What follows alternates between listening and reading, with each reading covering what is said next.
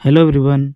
आज हम लोग इस वीडियो में फर्स्ट सेमेस्टर के जो स्टूडेंट प्रमोट हुए हैं उन सभी के लिए हिंदी AECC जो 50 मार्क्स के जो एग्ज़ाम होते हैं उनके लिए इम्पोर्टेंट क्वेश्चन को देखेंगे। तो वीडियो को ध्यान से देखिएगा दोस्तों। ये है AECC, ठीक है, हिंदी के लिए 50 मार्क्स के लिए। तो ध्यान से दोस्तों पूरा वीडियो को लास्ट तक देखिएगा। दोस्तों ये जो जितने भी आपको सवाल दिख रहे होंगे ये सवाल प्रीवियस ईयर में पूछे गए सवाल है, ठीक ना। तो इसी सवाल में जो मैं बताना चाह रहा हूँ, आप लोग अगर वो चीज़ पकड़ पाएंगे तो आप लोग समझ जाएंगे कि ये जो इसका सिलेबस है इसमें आपको क्या क्या चीज़ फोकस करना है और क्या चीज़ पढ़ के जाना है, ठीक है दोस्तों। फर्स्ट में जो क्वेश्चन दिखाना चाह रहा हूँ और सिंपल जो वन लाइनर क्वेश्चन है ना, वो मतलब आप मान सकते हैं कि ऑब्जेक्टिव टाइप, ठीक ना। तो पहला सवाल कैसे है, जैसे है चौराहा किस समास का उदाहरण है, ठीक है।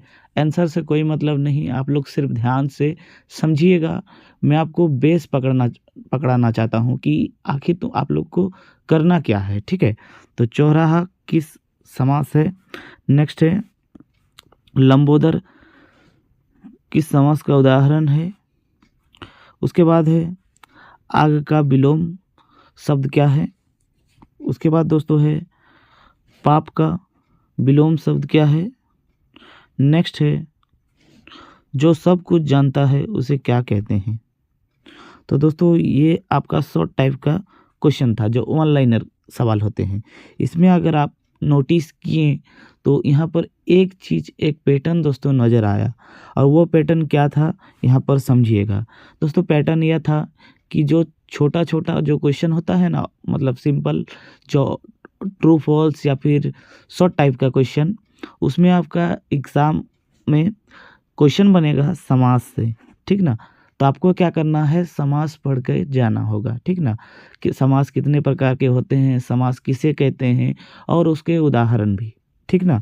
उसके बाद दोस्तों दूसरा चीज़ यहाँ पर नोटिस किए होंगे तो सवाल आपका आता है विलोम शब्द से, यानी उल्टा शब्द, जैसे रात का दिन, सुबह शाम, गोरा काला, ऊंचा नाटा। तो ये जो सवाल है ये सभी के सभी क्या है, विलोम शब्द।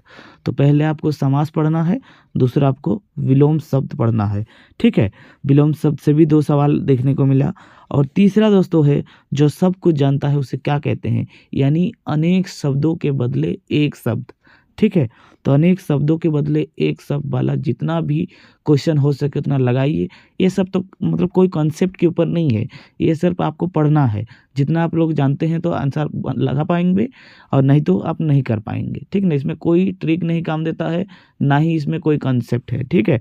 तो एक शब्द मतलब अनेक शब्द का एक शब्द, समास और विलोम शब्द आप लोग शॉर्ट टाइप क्वेश्चन के लिए रेडी करके जाएंगे, जो एक एक वर्ड में आपको आंसर देना होगा, ठीक ना। 5 को सवाल पूछा जाता है। उसके बाद दोस्तों बात करते हैं कि 5 नंबर वाला सवाल कितना पूछा जाता है और कौन कौन सा इंपॉर्टेंट है।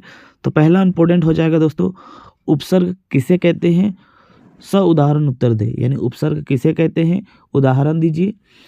नेक्स्ट है प्रत्यय किसे कहते हैं, उदाहरण दीजिए, ठीक है, किसे कहते हैं भी और आपको उदाहरण भी देना है। तो उपसर्ग और प्रत्यय दोनों ही आपके लिए एग्जाम के लिए इंपॉर्टेंट रहेगा। उसके बाद दोस्तों है मौखिक संप्रेषण किसे कहते हैं।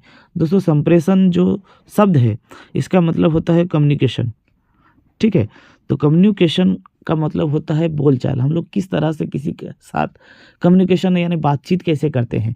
तो मौखिक कम्युनिकेशन मतलब होता क्या है, हम लोग बोल करके किसी को अपने भावनाओं को व्यक्त करते हैं, ठीक ना। और लिखित संप्रेषण मतलब होता है कि हम लोग किसी को चिट्ठी के माध्यम से, मैसेज के माध्यम से या फिर कोई भी लिखित माध्यम से अपना जो थॉट है, अपना जो वार्तालाप है उसको शेयर करते हैं। तो वो हो जाएगा दोस्तों लिखित संप्रेषण, जो एग्ज़ाम के लिए आप लोगों का दोनों ही इंपॉर्टेंट रहेगा, मौखिक संप्रेषण और लिखित संप्रेषण। आप लोग आराम से खुद अपना दिमाग का यूज़ करके आप लोग आंसर लिख पाएंगे।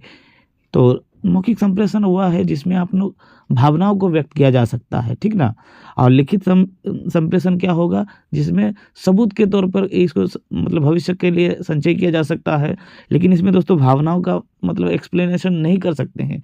आप लोग जैसे मान के चलिए कि कहीं पर लिखा हुआ है तो आप लोग सभी जानते हैं है को कितने सेंस पे यूज कर सकते हैं। है गुस्सा वाला भी हो सकता है, खुशी वाला भी हो सकता है, मजाक वाला भी हो सकता है। तो ये जो सिर्फ आपका जो लिखित संप्रेषण है, इसमें आपका भावनाओं को व्यक्त नहीं किया जा सकता है। तो संप्रेषण में जितना हो सके आप लोग पढ़ करके जाइएगा। संप्रेषण से सवाल हर बार एग्जाम में बनता ही है। ठीक है, नेक्स्ट है दोस्तों, संज्ञा की परिभाषा दे और उसके विभिन्न भेदों को लिखे। यानी संज्ञा किसे कहते हैं और परिभाषा देना है, और टाइप भी आप लोग पढ़ करके जाइएगा और साथ ही साथ उसका उदाहरण भी। ठीक ना। नेक्स्ट दोस्तों, सर्वनाम का परिभाषा दें, यानी सर्वनाम किसे कहते हैं और उसके विभिन्न भेदों को लिखे। यानी सर्वनाम के टाइप को, और हो सके तो टाइप के साथ उसका उदाहरण को भी पढ़ लीजिएगा। ठीक है। नेक्स्ट दोस्तों, आप लोगों का इंपॉर्टेंट सवाल बनेगा, संप्रेषण किसे कहते हैं। तो संप्रेषण वही है कम्युनिकेशन, यानी बोलचाल के लिए जो चीज़ का प्रयोग होता है वो हो गया मौखिक संप्रेषण, और जो लिखित रूप में हम किसी को देते हैं वो लिखित संप्रेषण। इसका क्या महत्व है, यानी हम लोग को अपना भावनाओं को व्यक्त करने के लिए जो चीज़ का प्रयोग करते हैं वो है संप्रेषण। ठीक है। तो संप्रेषण किसे कहते हैं, उनका क्या महत्व है, और संप्रेषण के विभिन्न माध्यमों का परिचय दें। ठीक है। तो ये सब दोस्तों आप लोग अगर इतना कर लेते हैं तो इससे बाहर सिर्फ आपको एक ही क्वेश्चन करना है और एक्स्ट्रा। ठीक है। तो और वो क्वेश्चन है क्रिया। इतना अगर कर लेते हैं दोस्तों, यहाँ पर आपको सवाल नहीं पूछा जाएगा, सवाल छोटा छोटा ही रहेगा। यहाँ पर आपको उसका बेसिक जानना है, क्रिया किसे कहते हैं, क्रिया के प्रकार कितने हैं, इस तरह का सवाल पूछा जाता है AECC में। ठीक है। बाकी बहुत ईजी है। अगर आप चाहते हैं कि मैं इसके लिए भी एक PDF बना दूं तो आप लोग कमेंट कीजिएगा। ठीक है। तो मिलते हैं नेक्स्ट वीडियो में, तब तक के लिए जय हिंद।